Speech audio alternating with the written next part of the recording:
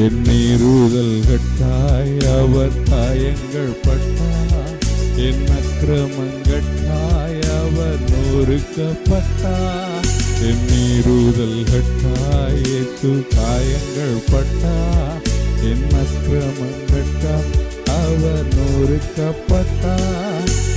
எனக்காகவே அடிகள் பட்டார், என்னை உயர்த்த தன்னை தாழ்த்தினார். எனக்காகவே அடிகள் பட்டார், என்னை உயர்த்த தன்னை தாழ்த்தினார். என்னை உயர்த்த தன்னை தாழ்த்தினார். இயேசு கிறிஸ்துவின் அன்பு என்றும் மாறாதது. இயேசு கிறிஸ்துவின் மாறா கிருபை என்றும். நம் இயேசு கிறிஸ்துவின் மாறா கிருபை என்றும் குறையாதது. இயேசு கிறிஸ்துவின் அன்பு. 1 சாமுவேல் 26:21 வாசிங்க. 1 சாமுவேல் 26:21.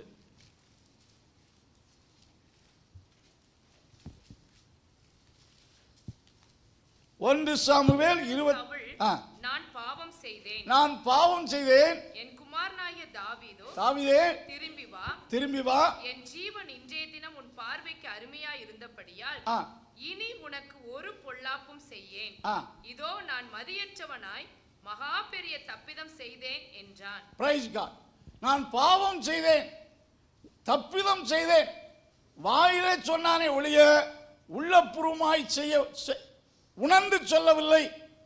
ஏனென்றால் அவன் தொடர்ந்து தாவீதை கொலைச்சு தன் உயிர் போகிற வரைக்கும் தாவீதை அழிக்கும் நோக்கத்தை விட்டு அவன் விலகவில்லை. தாவீது ஒரு தவறு செய்தான், ஆனால் அவனுடைய கன்ஃபெஷனுக்கும் அவன் தன் குற்றத்தை உணர்ந்ததற்கும் சவுல் தன் குற்றத்தை உணர்ந்ததற்கும் பெரிய வித்தியாசம் இருக்கிறது. ஹல்லேலூயா. 51ஆம் சங்கீதத்திலே உடைந்த உள்ளத்தோடு அவன் தன் குற்றத்தை உணர்ந்து அறிக்கை செய்வதை பார்க்கிறோம். ஹல்லேலூயா. சோ இதான் மனம் திரும்புதலுக்கு ஏற்ற கனி. இரண்டாவதாக ஒரு வசனத்தை வாசிக்கும் போது கலாத்தியர் 5ஆம் அதிகாரம் 22ஆம் வசனத்தில் இந்த கனிகளையும் ஆண்டவர் எதிர்பார்க்கிறார்.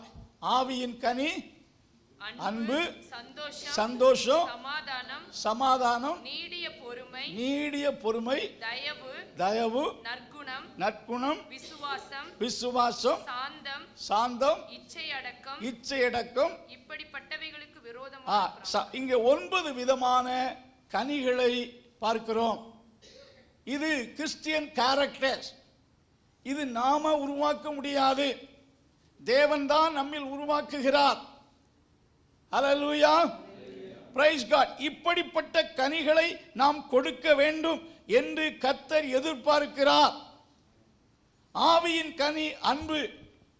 அந்த அன்புக்குள்ள எல்லாவித நல்ல பண்புகளும் அடங்கியிருக்கிறது.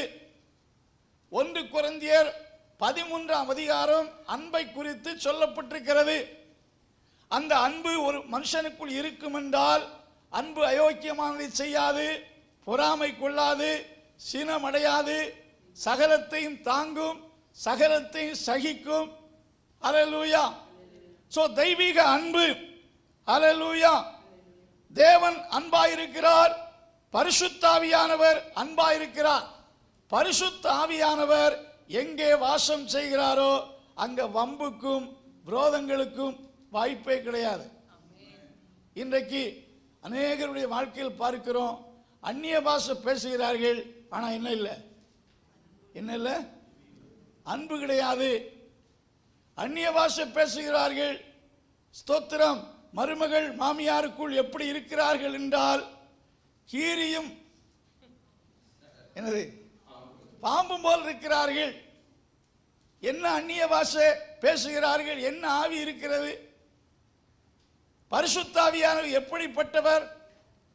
பரிசுத்த ஆவியானவரை குறித்து சொல்லப்பட்டிருக்கிற தேவன் நமக்கு பயமுள்ள ஆவியை தராமல் அன்பும் பலமும் தெளிந்த புத்தியுள்ள ஆவியையே நினைச்சிருக்கிறார், கொடுத்திருக்கிறார். பரிசுத்த ஆவியானவர் அன்பை ஊற்றுகிறவர். ரோமருக்கு 5ஆம் அதிகாரம் 5ஆம் வசனத்தில் சொல்லப்பட்டிருக்கிறது, நீங்கள் பெற்ற பரிசுத்த ஆவியினாலே தேவ அன்பு உங்க உள்ளத்தில் ஊற்றப்பட்டிருக்கிறது. ஆண்டவருடைய அன்பு, தேவ அன்பு உங்களுக்குள் இருக்கும் என்றால் ஸ்தோத்திரம். நாம 1 கொரிந்தியர் 15ஆம் அதிகாரம் நமக்கு கஷ்டமே இருக்காது. அல்லேலூயா, அல்லேலூயா. பாருங்க, தேவ அன்பு நமக்குள்ள ஊற்றப்பட்டிருக்கிறது. அன்பானது பிறனுக்கு அயோக்கியமானதை என்ன செய்யாது, செய்யாது. தேவ அன்பை ஆண்டவர் தந்திருக்கிறார். 2வது சந்தோஷம், ஜாய்.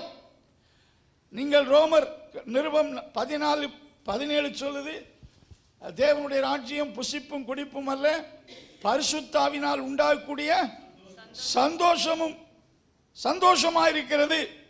அல்லேலூயா. தேவன் பரிசுத்தாவினால சந்தோஷத்தை ஊற்றுகிறார். சமாதானம் என்ன சொல்லுங்க, பீஸ். சமாதானத்துக்கு ஒருவர் விளக்கம் எழுதுகிறார், being in the state of quietness, harmony, order in the midst of turmoil. ரொம்ப குழப்பமான நேரம், பிரச்சனையான நேரத்தில் அமைதலாயிருப்பது. அல்லேலூயா. நமக்கு ரொம்ப, அதாவது கடல் கொந்தளித்து இயேசுவுக்குள் அந்த சமாதானம் இருந்துச்சு. இயேசு கிறிஸ்து படகுல சீசரோடு போய் கொண்டிருக்கிறார். பெரிய சுழல் காற்று உண்டாயிற்று. இயேசு கிறிஸ்துவுக்கு நீச்சல் தெரியுமா தெரியாது, அது செகண்ட் திங்ஸ். Price God.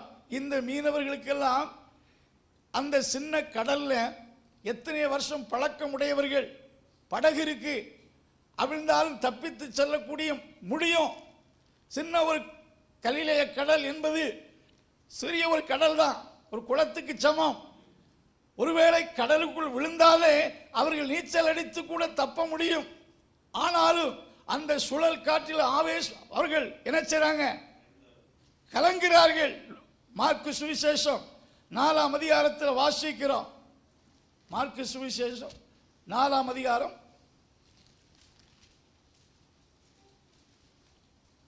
37ஆம் வசனத்திலே, பலத்த சுழல் காற்று உண்டாகி படவு நிரம்பத்தக்க அலைகள் அதன் மேல் மோதிற்று.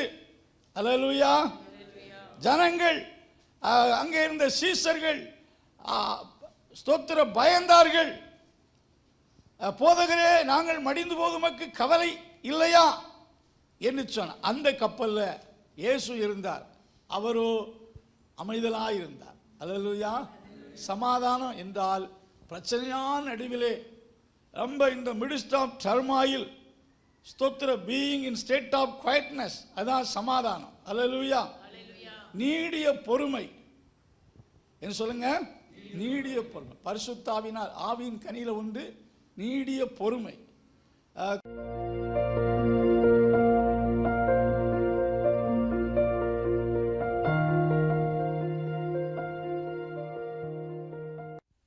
அன்புள்ள ஆண்டவரே, இந்த வசனத்தை கேட்ட ஒவ்வொருவரையும் ஆசீர்வதி.